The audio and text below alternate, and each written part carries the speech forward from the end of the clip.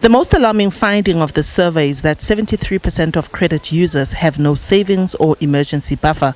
27% rely on credit every month to cover everyday necessities like groceries, transport, and electricity. 43% borrow for unplanned emergencies. Wonga spokesperson Tina Manyanya acknowledges the hardships that South Africans are facing, but emphasizes that South Africans are also using credit to better themselves.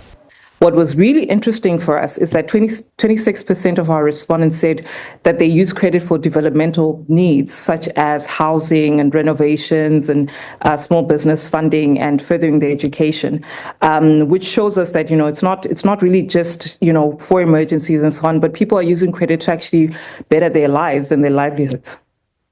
This survey also found that many still remain excluded from accessing formal credit, forcing them into risky territory. 15% of respondents used high-cost informal lenders, also known as mashonisas, in the past year, while 65% say they had been declined for formal credit, forcing them towards informal sources.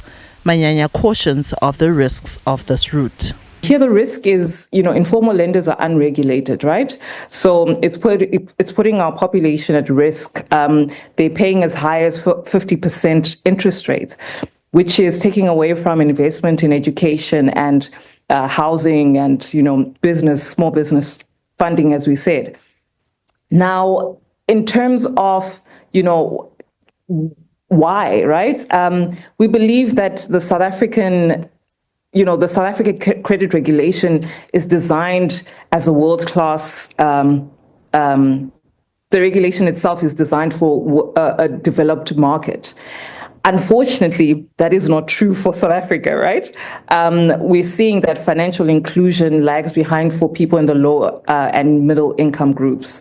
So financial exclusion is a really big theme across all provinces and highlighted by the survey.